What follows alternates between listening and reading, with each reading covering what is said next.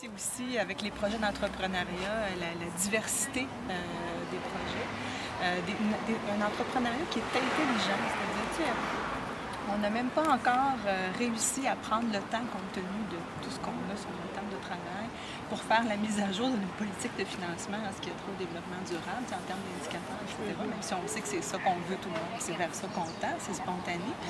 Mais les projets arrivent quasiment clé en main développement durable. Donc, c'est le fun de voir que le milieu est très en avant par rapport à ça. On est, je pense, privilégié. C'est pour ça que ça vaut la peine de s'engager.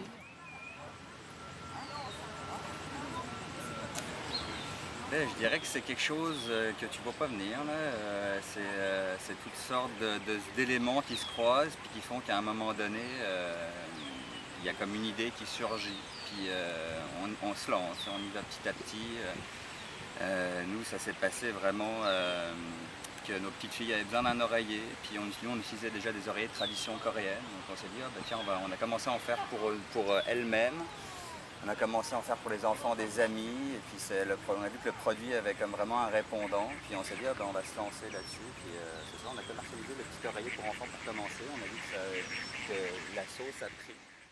Ben, nous, c'est ça, comme je te disais juste avant, on s'inspire vraiment d'oreillers traditionnels coréens, donc on sert vraiment de tout ce savoir-faire traditionnel-là pour développer nos produits. Et puis ce qu'on met aussi beaucoup de l'avant, c'est vraiment le côté orthopédique de l'oreiller, le soutien au niveau des artères cervicales, le côté hypoallergénique de l'oreiller. C'est un oreiller qui est vraiment anti-acarien, qui est toujours frais et sec.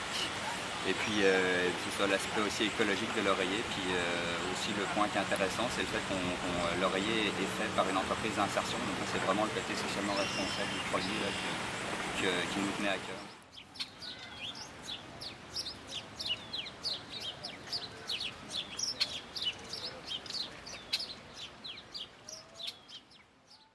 C'est sûr que ça m'apporte quelque chose d'inattendu dans ma démarche. Parce qu'à la base, dans le fond, je suis comme musicien, tu sais, puis le symphonique, notre vocation, c'est d'offrir des locaux de musique.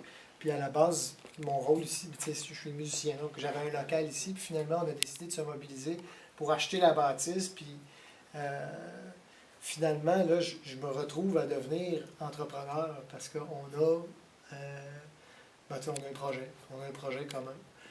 Mais je développe des habiletés au travers de mon expérience dans le CA puis tout ça, mais c'est pas, je ne m'étais pas destiné à ça, tu sais, dans la vie. Fait que j'apprends plein d'affaires. J'apprends plein d'affaires.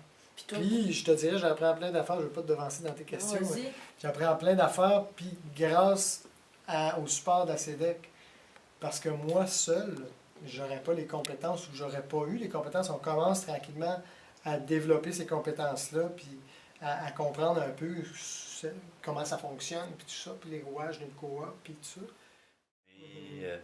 C'est sûr qu'à la base d'un projet comme ici, c'est les gens qui veulent arrêter d'être délocalisés, de perdre leurs locaux, qui veulent arrêter de payer de la plus-value ou du profit sur des locaux, puis dans le fond, c'est leur outil de base pour travailler. C'est aussi être capable de mettre en place les formations que tu veux, le réseautage que tu veux, faire ce que tu veux, c'est ça que ça permet d'être en gros.